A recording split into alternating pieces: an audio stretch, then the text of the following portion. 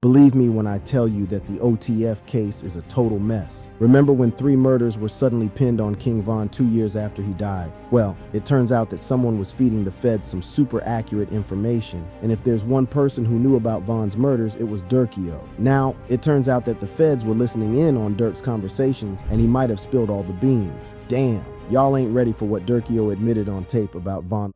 Lil Durk caught on tape telling on King Von.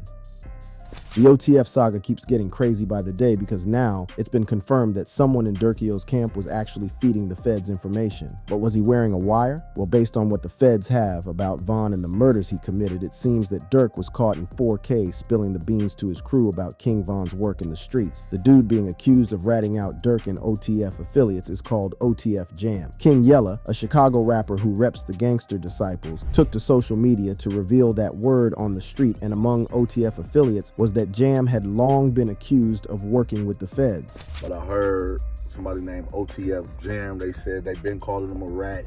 And basically he said, okay, I'm a rat. Well, watch this. Since Yella is a GD and OTF are affiliated with the BDs, everyone thought he was trolling. That's until people noticed that no one in OTF was coming to his rescue. In fact, he had to hop onto social media to try to clear his name. According to him, his name wasn't on any paperwork, so everyone should stop accusing him of snitching. Casey J. Hester, aka OTF Jam, is my artist's real name until you see that name on the paperwork. Don't at me, he posted. OTF Jam went a step further and accused Durkio of snitching on him. He first revealed that Durkio snitched on him on a track, calling me a rat or a snitch, but niggas rapping snitch on themselves all the time, he posted. Jam was talking about the track Back Again, where Durk raps, Jam get out that jam, I give him 50, ain't gotta ask again. He was catching murders way back then, that's when the max was in. Jam actually confirmed that Durk had given him 50K when he got out of jail. He said he gave you 50, bro. You know what I'm saying? Fact. More than that. More than that. But so, can you tell us how much he gave you, or you don't want to even? No, we ain't gotta get into all that, but bro made sure he made a way for me to be straight. Now, according to OTF Jam, after the feds saw this, they were on him 24/7. Who snitched on who? He snitched on me on a song. Police all up on me after that. Oh, he catching murders? Let's get him, Jam posted. And to keep it a buck, Jam hasn't really been mentioned in any of the indictments. What's even more interesting is that OTF affiliates went on social media to reveal more rats within their camp. A dude known as OTF Win took to his IG to accuse OTF affiliates of snitching, posting photos of dudes called Marlon Kirsch and Karen Hollins. He even accused Marlon Kirsch of wearing a wire. The wire accusations have been wild because if true, a lot of crimes in Chicago might be solved very soon. And it seems that Durkio was caught on these tapes talking about King Von's past crimes. Now peep this. In August 2022, cops were able to pin 3 murders to King Von's name, even though he had died 2 years earlier. Now here's the interesting part. A few months back, in February 2022, Jam got out of prison after serving 12 years for attempted murder. And now, the fans are connecting the dots. Durk may have been telling Von's stories to his OTF affiliates, and the rat with a wire picked up all the intel and gave it to the feds. One of the murders that cops were able to connect to King Von was the brutal death of one of Chicago's deadliest assassins, Gacura Barnes. Alias K.I., rumor has it that she killed O.D. Perry, a legend in Chicago, and stole his gun. She then posted photos brandishing the weapon on social media. It wasn't long before the rumor was attached to K.I. She also took to social media to brag about her crime. On April 11, 2014, a hooded gunman shot Barnes in front of a home in the 6400 block of South Eberhard. K.I. was hit 9 times in the mouth, neck, and chest before running and collapsing on a neighbor's doorstep and passing out. She later succumbed to her injuries at Northwestern Memorial Hospital. She walked with her brother, FBG Butter, and a friend that day. All 3 sustained gunshot wounds, but it seemed as though K.I. was the intended target, as the other 2 survived. At first, King Von was arrested in connection with the shooting after eyewitnesses identified him. However, the police could not meet the burden of proof in court, so the charges were rejected because of the lack of solid evidence to convict him. And in 2022, after King Von died in a tragic shooting in Atlanta, cops finally linked Von to K.I.'s murder. According to police reports, the shooter wore a gray hoodie and blue jeans. He approached the 3 victims, produced a handgun, and began firing in the direction of the victims, striking all 3. He was then observed entering a vehicle and fleeing the scene. Even Jay Hood, a former O-Block member and close friend to Von, confirmed this. According to him, Von walked up to him and gave him the shocking news. And then Von walked up to me And I shook his hand, he like, look straight. And then I look straight, and I'm like, why are you telling me to look straight? He like, look straight, and what I'm finna say to you, don't look at me after I tell you. According to J. Hood, Vaughn told him that he had shot 3 people and that K.I. was the last one of the 3 he had shot and killed. I'm looking straight, he meant why I just run up on K.I. and why I just ran up on them niggas and caught K.I. She was the last one running out of the gate. The other murder that was linked to Vaughn's name was Medell McCambry. In October 2012, 17-year-old Medell was shot and killed in the 6,300 block of South Rhodes Avenue. That day, Medell and his 18-year-old cousin, who was identified as Miles Turner, were on their way to meet a girl in the West Woodlawn neighborhood on the south side when someone walked up and opened fire just before 9:30 p.m. According to reports, Miles bent over to embrace Medell, who was bleeding out from the gunshot wounds on his chest. However, the shooter, who the cops now believe was King Vaughn, showed no remorse. He stood over the two and shot Miles multiple times on his back. Medell was taken to Stroger Hospital where he succumbed to his injuries while Miles was rushed to Northwestern Memorial Hospital with multiple gunshot wounds and remained in a medically induced coma for weeks. Luckily, he survived the ordeal. The third murder that Vaughn was linked to is that of Chicago rapper Mark Campbell, alias Lil Mark. In the days leading up to the release of his music video, No Competition, a diss aimed at the rival gang, OTF. Just a day after dropping the video, on March 26, 2014, Lil Mark had a close encounter with death. He was caught by rival gang members and was allegedly shot at, but managed to escape unharmed. However, he wouldn't be so lucky 2 days later. March 28, 2014, started like any other day for Lil Mark. The young rapper was standing near a bus stop on 5100 S King Drive in the Washington Park neighborhood of Chicago. The sun was setting, casting a golden hue over the city when a silver minivan approached. Inside the vehicle, the shooter, armed with a handgun equipped with an extended clip, unleashed a barrage of bullets. At least 12 shots rang out, 2 of which struck Lil Mark in the head. After a brief pause, the shooter fired 2 more shots before speeding away in the minivan. Lil Mark was pronounced dead at the scene, his dreams and potential extinguished in an instant. The silver minivan used in the murder was discovered in flames on 3700 South Ellis Avenue just 5 hours after the shooting. The burning vehicle was a clear attempt to destroy evidence and hinder the investigation. According to Word On, the Street D Rose and Twilla were at the heart of the hit. However, cops now believe that King Vaughn pulled the trigger. There's wide speculation that Durk was innocently telling his OTF boys about Vaughn's past, and the rats passed the intel to the feds. But he might have said a little too much, including the crimes that he and Vaughn were both involved in. Lil Durk and King Vaughn crime spree.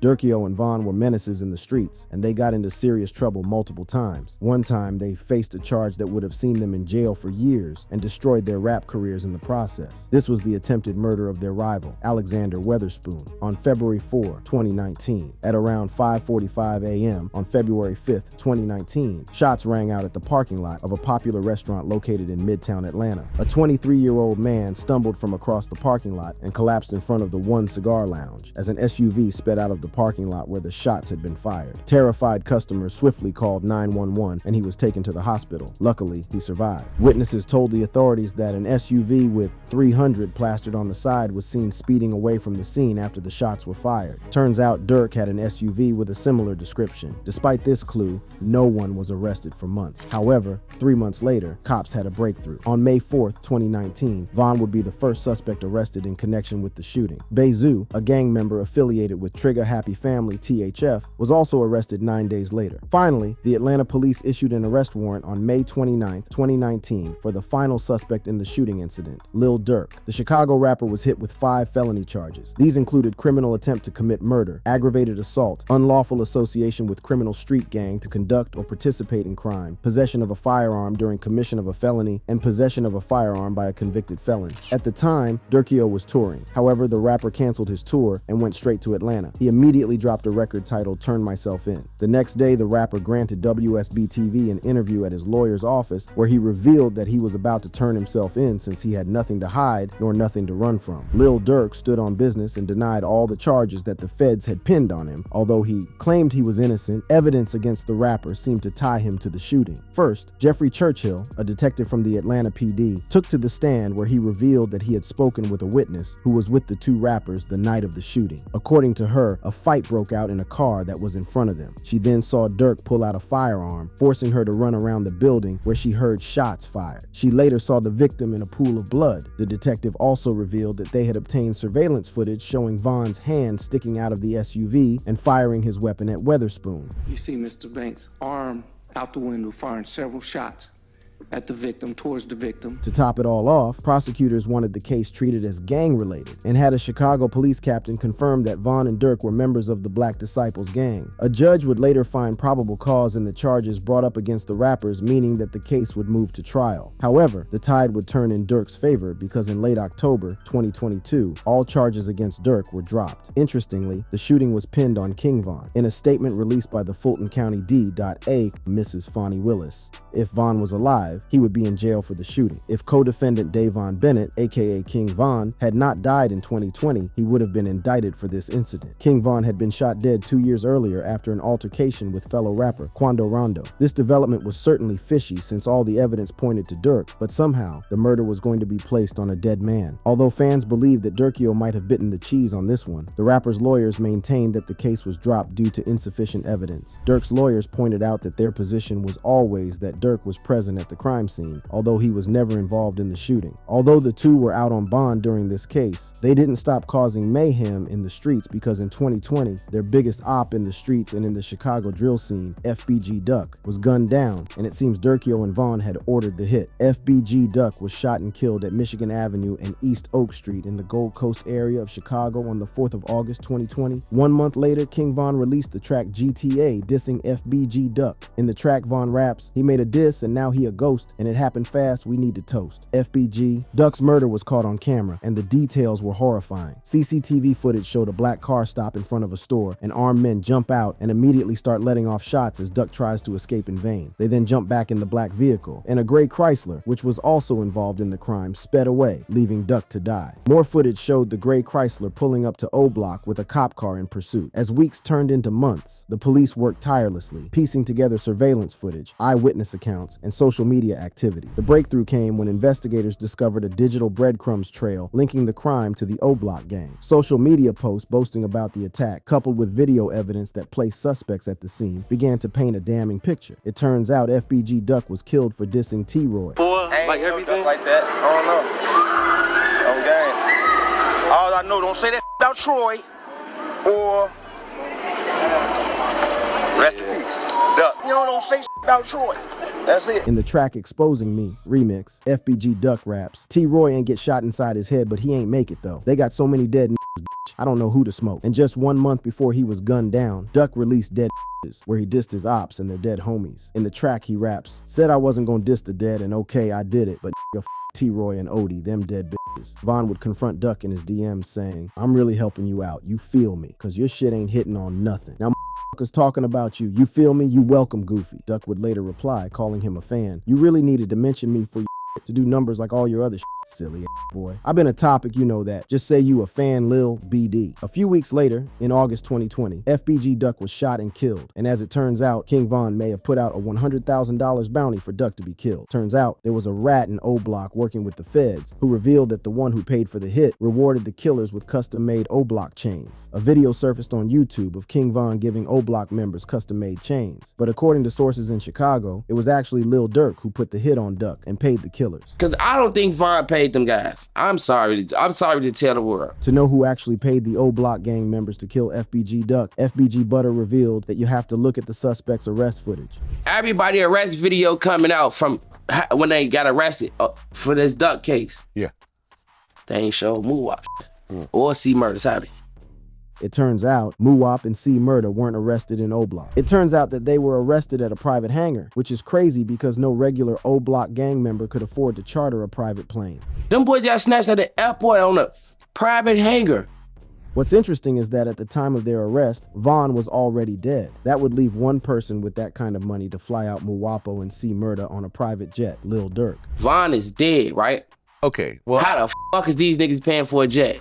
It's hard to tell whether Durkio really paid the bounty of Butter as falsely accusing his op. However, Durkio is no saint because the rapper has one long rap sheet that has seen him go in and out of jail. Lil Durk's criminal history: The OTF head honcho was a regular in jail before he became a successful rapper. His days behind bars date back to 2011 when he was arrested on a weapons charge. Being his first offense, Lil Durk was sentenced to 3 months in prison. This wouldn't help him get off the streets because just 2 years later, the rapper was arrested again and charged with unlawful use of a weapon by a felon. This time, he was given 18 months probation after pleading guilty. However, during this probation, Durk was allegedly caught by police in possession of 2 guns, leading to another weapons-related charge. The case was eventually dropped after a judge ruled that the rapper was not in possession and control of the guns, and therefore did not violate his probation. Durkio's fans thought that he was done catching cases because he had turned to Islam and even gone to rehab to clean himself up. The rapper even took to his social media to reveal that he had turned over a new leaf and would not waste his new life after all his felony cases had been cleared. Everybody should get second chances at life. It's about what you do with it. Alhamdulillah, my background wiped and clean of all cases. I ain't a felon anymore. Who would have thought? I want to thank everyone who helped push my vision forward. Thank you from the bottom of my heart, the rapper posted. But that's not the only time the rapper had publicly revealed that he was a changed man. On August 18th, 2024, Lil Durk made a public declaration that would reverberate through the music industry and beyond. Taking to Instagram, the rapper shared a post that was both personal and profound, reaffirming his Muslim faith and denouncing his past involvement in gang life. The post read, "Don't label me nothing outside of a man, a father, and a 1000% Muslim." He followed this up with another post that read, "I don't gangbang, I'm a Muslim." Basically what I was saying on my post in so many words, you can't do both, I'ma be the one who say it. So if you follow me as a brother, a friend, an icon, follow me to my new chapter of life. When I make music or rap what I seen and been through,